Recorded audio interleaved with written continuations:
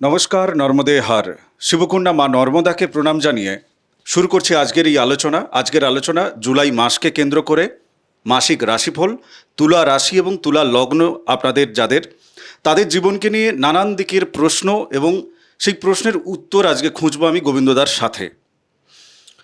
আজকের এই যে আলোচনার শুরুতে গোবিন্দদা, তোমার কাছে আমি প্রথম যে প্রশ্নটা রাখতে চাই, যেটা তুলা রাশি কিংবা তুলা লগ্নের যারা জাতক জাতিকা তাদের জীবনের একটা খুব গুরুত্বপূর্ণ প্রশ্ন। এনাদের জীবনের যে ইচ্ছে, দীর্ঘ এতগুলো এপিসোড করার পর আমার যেটা ভেতরের অনুভব, কোথাও যদি আমি ভুল হই আপনারা কমেন্ট বক্সে কিন্তু আমাকে সচেতন করবেন।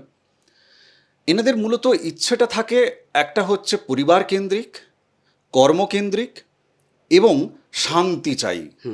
জীবনে সর্বত্র যেন এনারা সেই শান্তির নিরিখে যেন শান্তির নিরিখে যেন খুঁজছেন, শান্তি প্রতিষ্ঠা করতে চাইছেন এবং সেই নিয়েই যেন নানান সময় টালমাটাল চলছে। সব দিক ব্যালেন্স করার চেষ্টা করছেন, ওই ব্যালেন্সটা হচ্ছে কিন্তু শান্তিটা রাখার জন্য। অবশ্যই অর্থ রোজগার হচ্ছে পরিবারের জন্য। আজকের এপিসোডের শুরুতে আমি প্রথম কর্মের জায়গায় যদি দেখি, দশম জায়গায় রবি, বুধ, শুক্র এবং বৃহস্পতি। তো রাশির অধিপতি বা লগ্নাধিপতি তিনি নিজেও কিন্তু দশমে আছেন এবং দশম থেকে তিনি একাদশের দিকে যাচ্ছেন। আমার প্রথম প্রশ্ন তোমার কাছে, যারা এই মুহূর্তে কর্মের সাথে যুক্ত আছেন, চাই সরকারি বেসরকারি, তাদের জীবনে ঠিক কি কি ফলাফল এই জুলাই মাসে তারা পেতে চলেছেন? আচ্ছা, যারা যুক্ত আছেন যারা, আচ্ছা, ভালো কথা বলি। যারা যুক্ত আছেন, প্রথম একটু খারাপ দিয়ে শুরু করি, তারপর ভালোর দিকে যাচ্ছি। বেশ। প্রথমত কর্মক্ষেত্রে একটা শত্রুতা তৈরি হবে প্রথমত। এবারে কিন্তু শত্রুতা থাকলেও উনার কিন্তু পারদর্শিতা বৃদ্ধি যোগ। আচ্ছা। কর্মে নিপুণতা যথেষ্ট বৃদ্ধি পাবে, বুদ্ধির প্রয়োগ যথেষ্ট তিনি করতে পারবেন এবং 8 তারিখ পর্যন্ত বুদ্ধিদীপ্ত কাজের সুবাদে তার কিন্তু কর্মে উন্নতি, কর্মে শ্রীবৃদ্ধি ঘটবে। কিছু কিছু ক্ষেত্রে যোগাযোগমূলক কর্মে তিনি অধিকতর সুফল লাভ এনে দেবেন। যে সংস্থায় কাজ করেন সেখানে কিছু একটা যোগাযোগের জন্যও তো লোক থাকে, একদম তাই। সেই জায়গাগুলো যথেষ্টভাবে তিনি কিন্তু সুফল দান করবেন। আরও একটা মারাত্মক সুফল দান করবেন। আমি একটা কোম্পানিতে কাজ করি, অনুরূপ আর একটি কোম্পানি, তাইলে আমার এখানে কি না অঘোষিত কিন্তু কম্পিটিটার। একদম তাই। সেই জায়গাটায় আমার এইবারের যে তুলা লগ্ন বা রাশির জাতক, তার পারদর্শিতা দেখাবার একটা জায়গা খুঁজে পাচ্ছেন তিনি। ইয়েস। আমি যদি একটু গভীরে যাই আরো, যাদের কর্মজগতে আরো বেশি করে উন্নতি বা প্রমোশন বা বেতন বৃদ্ধি হবে, এইরকম চিন্তা ভাবনা যাদের মনের ভেতর আছে, তো সেই জায়গায় তিনি কতখানি সাকসেস হতে পারছেন? না, বেতন বৃদ্ধির জায়গাটায় আমি খুব একটা সাকসেস দেখছি না। এই কারণটা এখানে না বললে বলবে দেখছি না পর্যন্ত। কিন্তু কেতুর সাথে একটা শুক্রের সংযোগ ঘটে যাচ্ছে। কেতু উপার্জন স্থলে বসে আছেন। যেহেতু তুমি উপার্জন নিয়ে প্রশ্নটা তুললে, কেতু উপার্জন স্থলে বসে আছেন। কেতু যখন উপার্জন স্থলে বসবেন, নৈসর্গিক স্থান, খুব ভালো ফল দেওয়ার কথা। বিশেষ কয়েকটি ক্ষেত্র ছাড়া বাকিটা কিন্তু যা উপার্জন সেই ধারাবাহিকতা বজায় থাকবে। বিশেষ কয়েকটি ক্ষেত্রে উপার্জনটা বৃদ্ধি পাবে। আমার যেটা মনে হচ্ছে যে এই কেতু এবং শুক্র, এটাকে নিয়ে আলাদাভাবে আরো গভীরে ঢুকে আলোচনা করা দরকার আছে। অবশ্যই আজকের এপিসোডে আমি বাকি জায়গাগুলোকে খুঁজি, কেননা শুধু শুক্র কেতুকে আমার মাথায় কিন্তু তুমি যেভাবে বলছো আর কি, আমার মাথায় 20টার মতো প্রশ্ন জেগে গেছে। আমি ওখান থেকে অ্যাঙ্গেল দেখতে পাচ্ছি। তো আমি আলাদা এপিসোডে যাব ওই জায়গাটা। লাস্ট আমি এই কর্ম নিরিখে প্রশ্ন রাখি, যারা ধরো কর্ম পাচ্ছে না বা যাদের কর্ম কোনো কারণে, গুপ্ত শত্রুতার কারণে, কেননা উপার্জন স্থলে কেতু দীর্ঘদিন বসে আছেন, চলে গেছিল কর্ম, তাহলে যারা পাচ্ছে না বা যারা খুইয়েছেন কর্ম, তাদের জন্য নতুন করে কোনো সুযোগ কি? হ্যাঁ, এইখানে আমি একটু বেশি করে বলবো, প্লিজ প্লিজ। কর্ম যাদের চলে গেছে, কর্মপ্রাপ্তির যোগ প্রবল। আবার কর্ম যাবে শত্রুতার কারণে, ভেঙে পড়ার কোনো কারণ দেখছি না। নতুন কর্ম দেওয়ার জন্য এবারের কর্মটা যাওয়ার যোগও প্রবল। বোঝাতে পেরেছি? কর্ম যাবার যোগ চলছিল, চলছেও। কিন্তু এই যে অনেক সময় কি হয়, খারাপটাও তো ভালো হয়। ওই যে দশরথের তুমিও পুত্র সুখে মরবে, হুম, মানে আহ, দশরথের কোনো সন্তান ছিল না, হুম অন্ধমুনির ছেলে জল আনতে গেছিল। হুম দশরথ এবার শব্দভেদী বান দিয়ে, মানে ওকে মনে করেছে যে হরিণ জল খাচ্ছে, কলসিতে যখন জলটা পুড়ছে, অন্ধমুনির ছেলে ছেলে আচ্ছা। বাবা মা জল খাবে, হুম জল আনতে গেছে, কলসিতে নদীতে জল পুড়ছে, গপ গপ গপ গপ করে একটা আওয়াজ আসছে। দশরথ মৃগ হয়ে গিয়েছিলেন, তিনি ভাবলেন যে তাইলে হরিণ কোথাও জল খাচ্ছে, তিনি শব্দভেদী বান নিক্ষেপ করলেন। হুম শব্দভেদী বান নিক্ষেপ করার ফলে সেটা গিয়ে সেই ছেলেটিকে লাগে, হুম অন্ধমুনির সন্তানকে লাগে। হুম তারপর তিনি যখন পৌঁছান যেখানে, সেখানে দেখলেন একজন, তিনি কিন্তু হরিণ বধ করেননি, একজন মুনি সন্তানকে তিনি মানে আহত করেছেন। হুম তারপর সেখানে বললো, বাবা আমি তো বুঝতে পারিনি অমুক্ত সুখ। তখন সে বলল যে আমার বাবা মা পিপাসার্ত, আমি তাদের জন্য জল আনতে এসেছিলাম। এবারে সেই কারণে আমার বাবা মা, আমি যদি মারা যাই আপাতত জলটা আমার বাবা মাকে দেবেন। এই বলতে বলতে সে মারা যায়। আচ্ছা। সে কোথায় আছে বাবা মা বলে গেছে। এবারে কোলে করে নিয়ে তিনি অন্ধমুনি আর তার পত্নীর কাছে এসে বললেন দশরথ যে আমাকে ক্ষমা করবেন, আমি বুঝতে পারিনি, শব্দভেদী বান মেরে আপনার ছেলেকে আমি হত্যা করে ফেলেছি। যাই হোক, পুত্রহারা তারা শোকার্ত এবং ক্রোধান্বিত যে তুমি এত বড় একজন রাজা, তুমি বিবেচনা শক্তি না লাগিয়ে অনুমানকে মাথায় রেখে তুমি মেরে দিলে বান।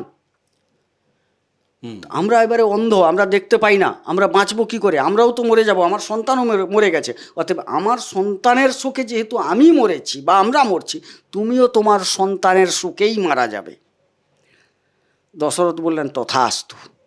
এই কারণে দশরথ নিঃসন্তান ছিলেন, তখনও দশরথের কোনো সন্তান হয়নি দীর্ঘ বিবাহের পরও। আচ্ছা আচ্ছা। এরপর দশরথ ফিরে এলেন, পরপর তার 4টি সন্তান হলো, রাম লক্ষ্মণ ভরত শত্রুঘ্ন, 4টি সন্তান হলো। অতএব সেই অন্ধমুনির অভিশাপ পরবর্তী ক্ষেত্রে তার প্রজন্ম রক্ষার্থে কাজে লেগেছিল, যার জন্য এই যে বললাম না সাপে বর, অন্ধমুনি দিলেন সাপ, সেটা যথারীতিভাবে বরে পরিণত হলো। এখানে যদি কর্ম কিন্তু চলে যাচ্ছে, মানে মনে হবে অভিশাপ না, আপনার জন্য অনেক বেটার কোনো জায়গা অপেক্ষা করে আছে, শুধু আপনাকে তদবির করতে হবে, চেষ্টা করতে হবে, প্রয়াস নিতে হবে। কিন্তু কিন্তু এখানে একটা খুব গুরুত্বপূর্ণ প্রশ্ন যেটা আমার মাথার ভেতর চলছে, দীর্ঘ সময় কেতু বসে থাকার ফলে যাদের উপার্জন যথোপযুক্ত হয়নি দীর্ঘ মাস ধরে, তাহলে তাদের কাছে কতটা সেভিংস আছে সেটাও কিন্তু ভাবার। অবশ্যই, কেননা কাজ চলে যাওয়া একটা মানুষের কাছে তখনই বিড়ম্বনার হয় যদি তার কাছে অন্তত দীর্ঘ সময়ের জন্য সেভিংস না থাকে। হ্যাঁ, যে তাহলে তার পরের কাজটা খুঁজবো কি করে, বা পরের কাজটা আমি পাবো কি করে। তো সেটার যে ভাবনা স্থিরতা থাকা নিজের ভেতর, উপার্জন মানে কম হয়েছে দীর্ঘদিন ধরে, তো স্বাভাবিক কারণে তার মধ্যে একটা চিন্তাগ্রস্ততা আসবে। এবং আরেকটা ফ্যাক্টর তুমি কি এড়িয়ে দিতে পারবে, ধরো যাদের জন্মছকে ভালো খারাপ কি আছে বাদ দাও, আমি গোচরে দেখতে পাচ্ছি পঞ্চমে রাহু বসে আছে। এবার কোথাও ওনার নিজের অন্যায় কর্মের ফলে যদি কাজটি চলে যায়, তাহলে সেক্ষেত্রে কি সাপে বর হবেন? মানে ঈশ্বর তো সব দেখছেন। আচ্ছা, এই জায়গাটা ভালো প্রশ্ন।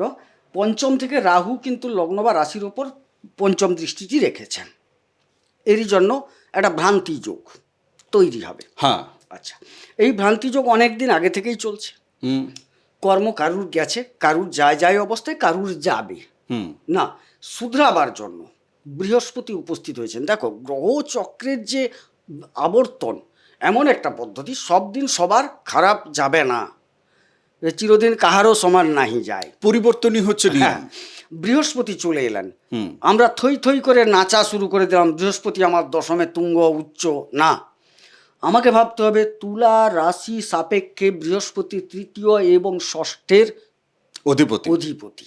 ভাবো, দুটো জায়গা কোনোটাই ভালো নয়, কিন্তু মন্দের মধ্যে অনেক ভালো লুকিয়ে থাকে।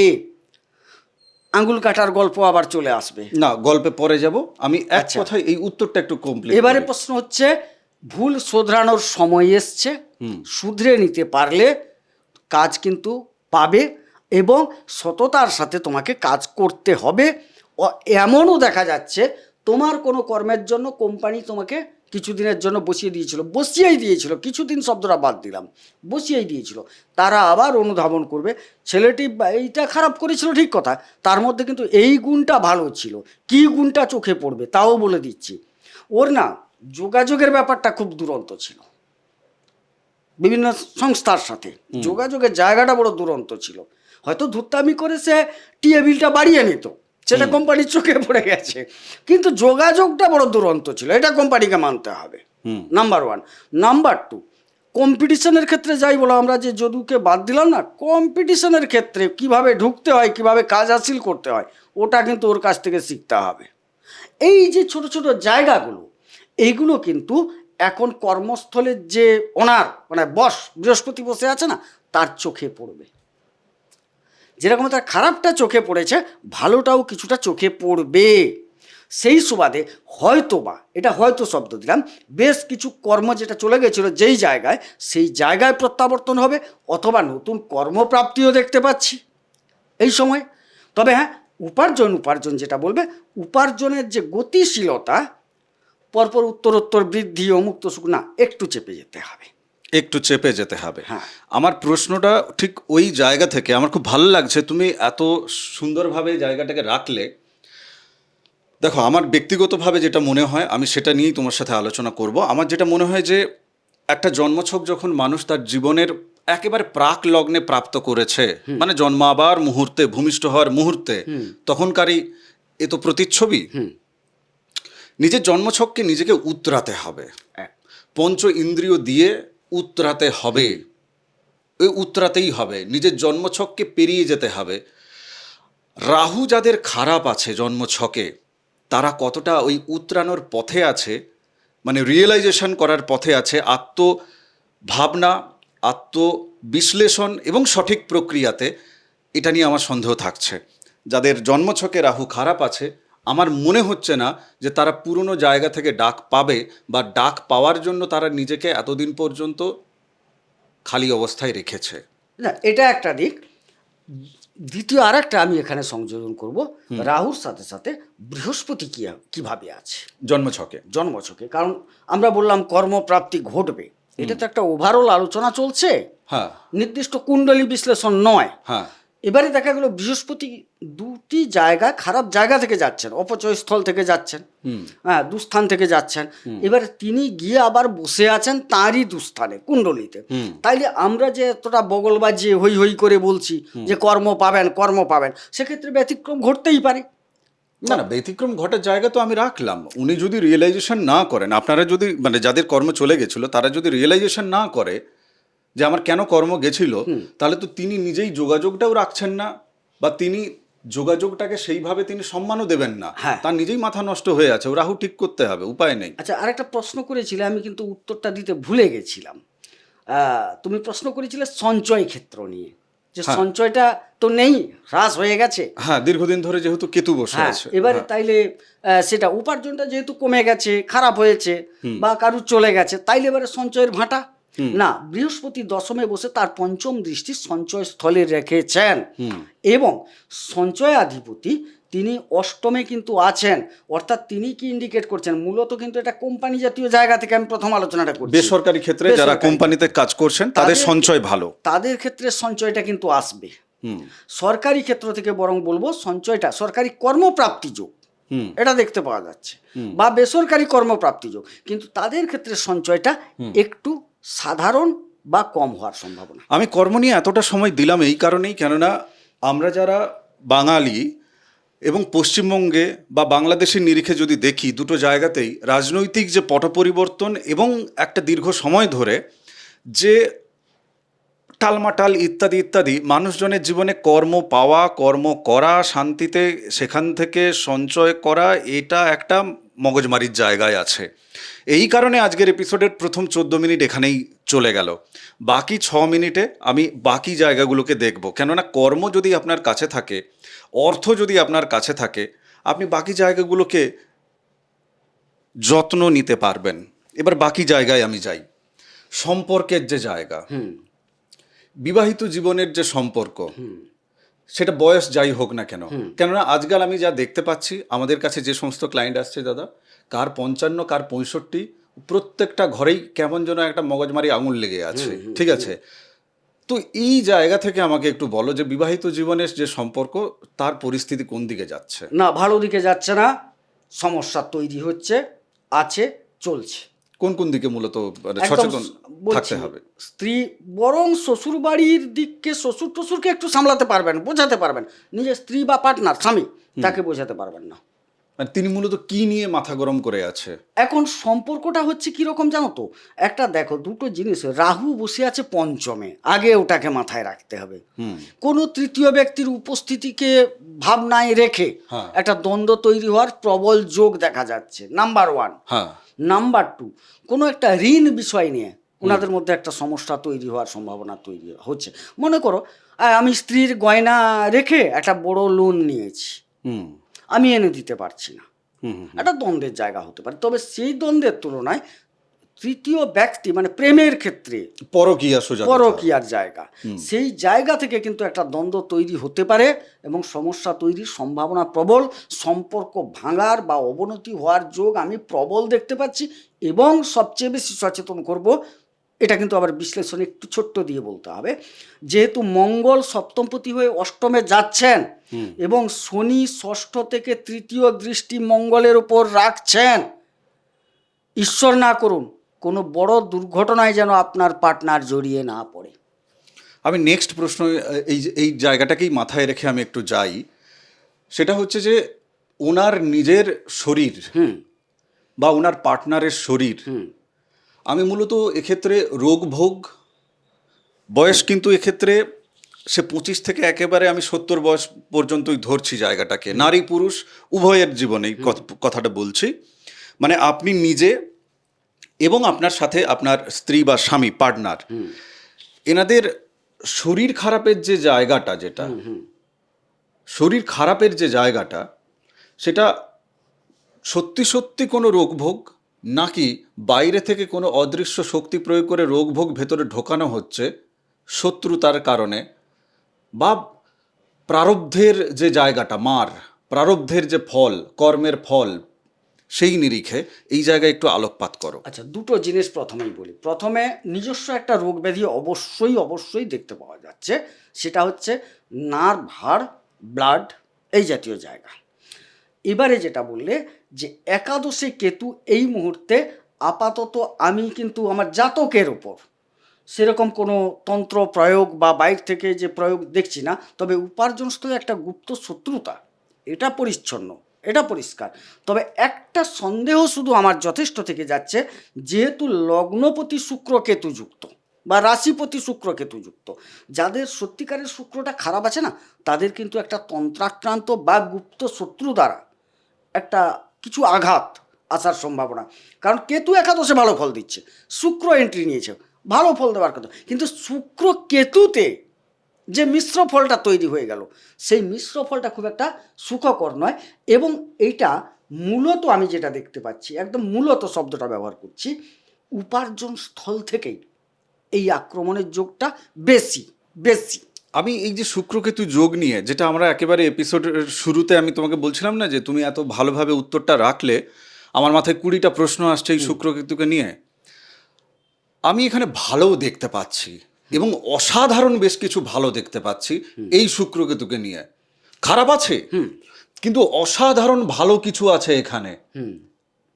তুলতে হবে, বুঝতে হবে। এবং কারা পারবে? সবাই না।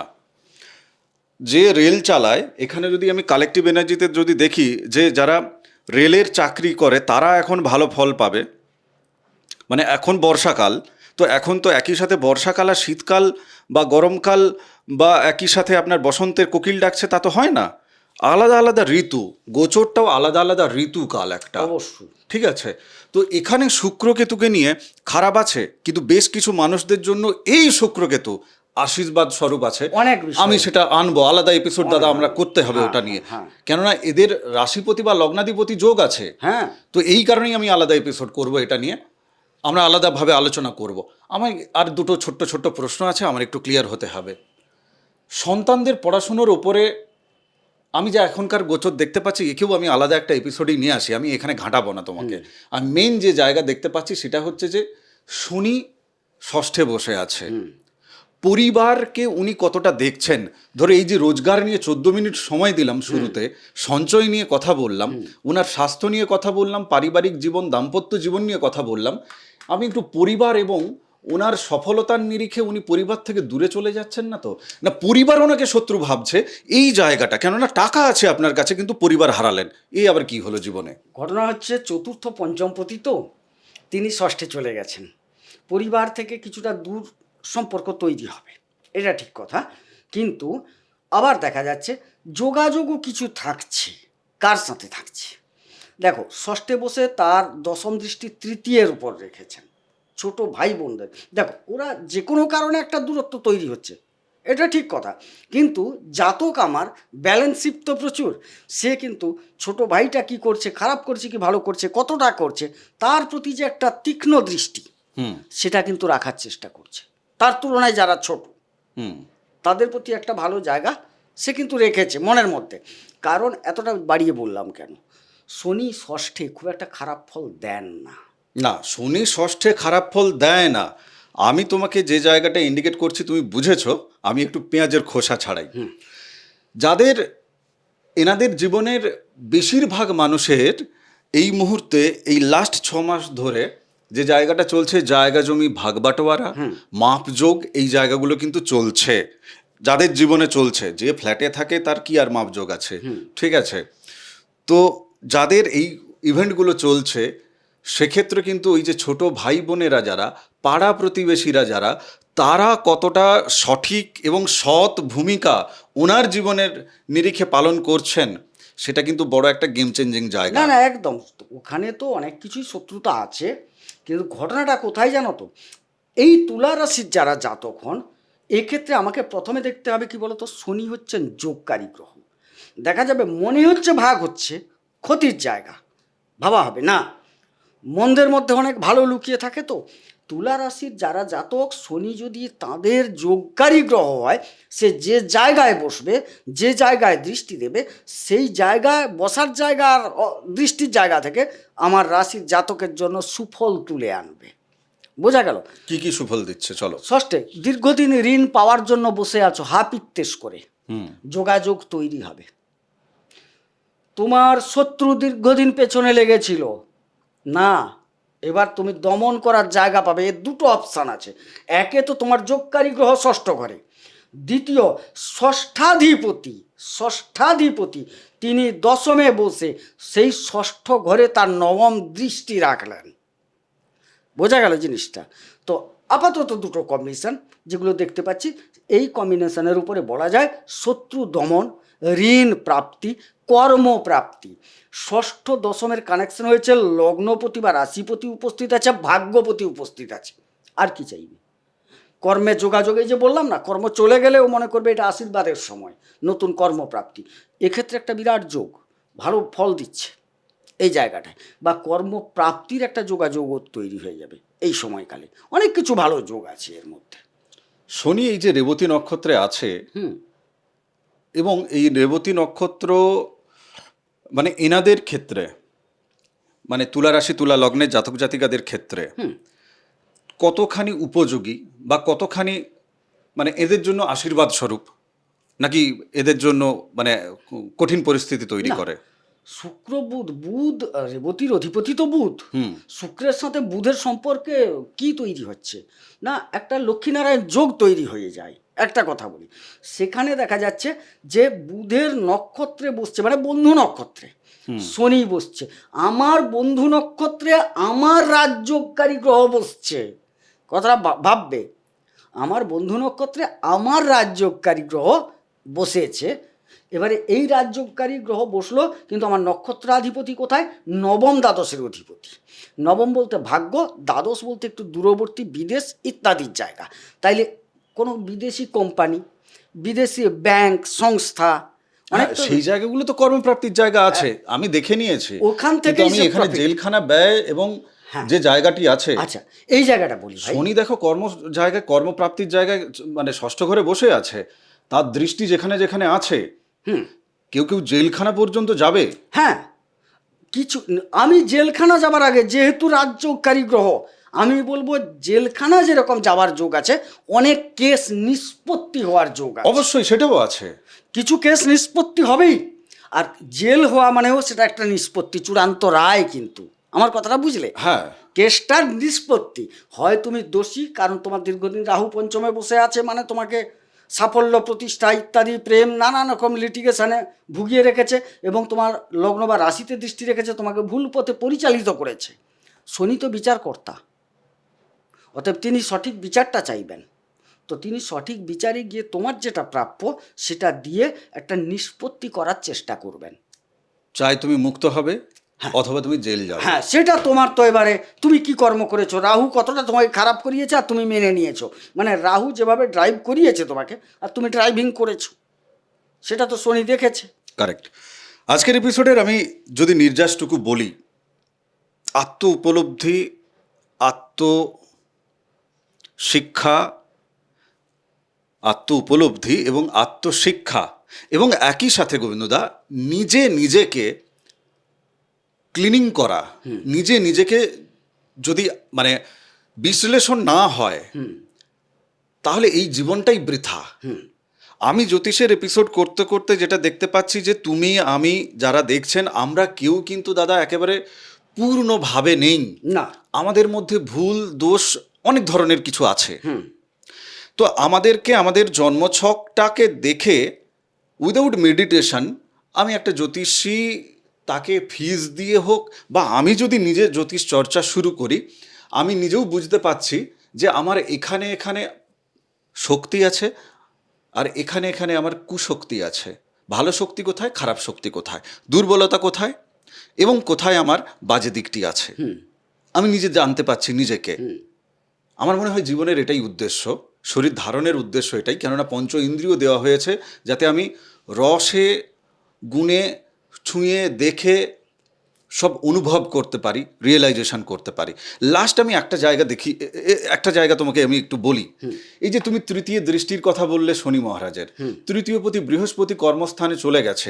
আমরা যেটা দিয়ে কর্মে কমিউনিকেট করছি আজকাল সেটা হচ্ছে টেলিফোন, ফোন, মোবাইল নাম্বার। মূলত মোবাইল নাম্বার আমরা ইউজ করছি।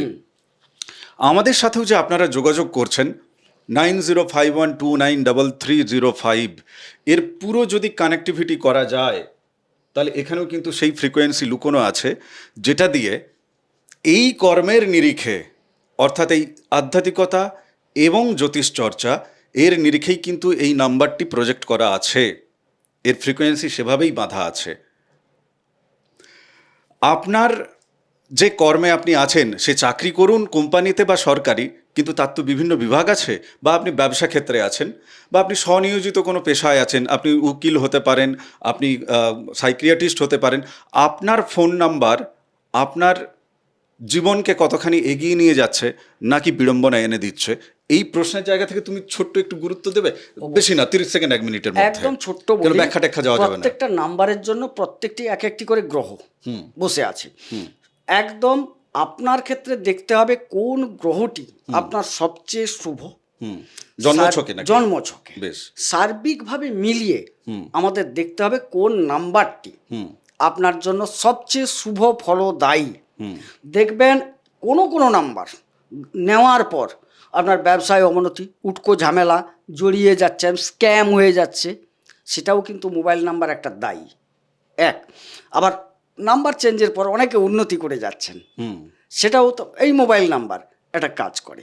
যাই হোক, এটা বোঝাতে পেরেছি, এটা কিন্তু বিশ্লেষণ দরকার। আর আমার একটু বার্তা আছে, আমি ছোট্ট করে বার্তাটা দিয়ে দিই, কারণ আমাদের মনে হয় এন্ডের পথে একদম ক্লোজিং এ যাব। একটু বলে নিই, 4 থেকে 6 তারিখ পর্যন্ত আমাদের এই জুলাইয়ের আমার জাতক জাতিকাকে বলবো একটু মানসিক বিভ্রমতা থেকে দূরে থাকতে।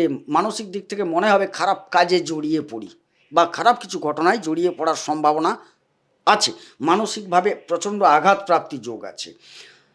7-8 প্রায় 8.5 তারিখ পর্যন্ত এই সময়টা খুব সাবধান। শত্রু প্রচণ্ড হারে বৃদ্ধি পাবে এই সময়টায়, কিছু রোগ ব্যাধির প্রকোপতা দেখা যাবে, এবং 11-12 প্রায় 13-র কাছাকাছি কিছুটা সময়, 54 ঘন্টা থাকেন তো চন্দ্র, আঘাত প্রত্যাঘাত অ্যাক্সিডেন্ট দুর্ঘটনার যোগ। আবার এই 13 থেকে 15 পর্যন্ত সময়কালটা কিন্তু একটা ভালো যে কোনো কাজ করার পক্ষে খুব উপযোগী সময়, ভাগ্যের সহায়তা পাবে।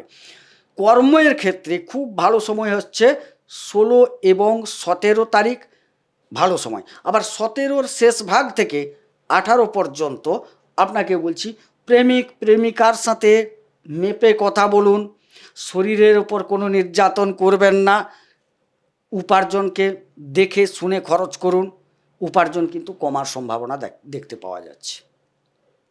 বেশ, একটু সতর্কটা করে দিই। তুমি তাহলে নক্ষত্রের জায়গাটা একটু ক্লিয়ার করে দাও। হ্যাঁ, বলে দিচ্ছি। নক্ষত্রে যারা চিত্রায় জন্মগ্রহণ করেছেন তাদের ক্ষেত্রে দেখতে পাচ্ছি যে একটা মধ্যম প্রকৃতির ফল। আপনার যারা শত্রু দমন করতে চাইছেন, কোনো ঋণ নিতে চাইছেন, এই সময়কালটা একটু আপনাকে ভোগাবে, মানে বারবার দৌড়াতে হবে এই ক্ষেত্রটায়।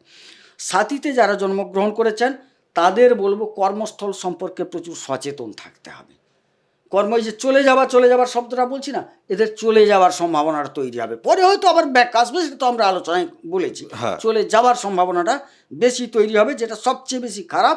আর উপার্জনের ক্ষেত্রটাও দেখতে পাচ্ছি একটু উপার্জনটাও ঘাটতি হবে। আর বিশাখায় যারা জন্মগ্রহণ করেছেন তাদের ক্ষেত্রে বলবো কর্মপ্রাপ্তি, কর্মের দ্বারা যা কর্মে আছেন তার থেকে উপার্জন বৃদ্ধি পাবে এবং সঞ্চয় বৃদ্ধি যোগও যথেষ্ট ভালো দেখতে পাচ্ছি আপাতত। এবং এই জায়গায় দেখা যাচ্ছে প্রেম আসার সম্ভাবনা প্রবল, প্রেম থেকে লাভবান হবেন এবং প্রতিষ্ঠা প্রাপ্তির জায়গাটাও ওনাদের জন্য অপেক্ষা করে আছে। অপেক্ষা তো করে আছে, এ তো গোচর বলছে, কিন্তু ওনার জন্মছকে যদি সেই গ্রহগুলি তারা যদি পা ভেঙে পড়ে থাকে, তাহলে তো কেউ আপনাকেই কমেন্ট বক্সে লিখতে হবে, কই আমার সাথে তো মিলল না। যোগাযোগ করবেন, আমরা চেষ্টা করব আমাদের সামান্য বোধবুদ্ধি দিয়ে আপনাকে আপনার জীবনের অতীত মেলানোর, বর্তমান মেলানোর, আর ভবিষ্যতের জন্য প্লাস্টার করলে কি পাবেন আর কি পাবেন না, এই সমস্ত জায়গা আপনি শুনুন। প্রথম শোনার জন্যই আপনি বুকিং নিয়ে নিন। নাম্বার যেটা দেওয়া আছে এই নাম্বারে হোয়াটসঅ্যাপ করবেন। তপভূমি নর্মদা মা নর্মদার যে মাহাত্ম্যকথা অডিও সিরিজ এই চ্যানেলে আছে। আপনাদের আধ্যাত্মিক যে জার্নি, দ্বাদশ ঘরের বুধ তিনি কিন্তু চাইছেন যে আপনি তপভূমি নর্মদা শুনুন। আপনি শুনতে শুরু করুন। যাদের ফ্রি অফ কস্ট নর্মদাষ্টকম প্রয়োজন আছে পিডিএফ বই, আমাকে হোয়াটসঅ্যাপে লিখবেন, আমি আপনাকে দিয়ে দেবো। কেমন? ভালো থাকুন, সুস্থ থাকুন, ভক্তির পথে থাকুন। যদি মনে হয় যে আজকের এই এপিসোড আপনার জীবনকে সমৃদ্ধ করলো, বাকিদেরকেও সমৃদ্ধ করবে, আপনি শেয়ার করবেন। আর চ্যানেল যদি না সাবস্ক্রাইব হয়ে থাকে আজ পর্যন্ত, প্লিজ করে নিন, উৎসাহ পাবো। নমস্কার, নর্মদে হার। নর্মদে হার।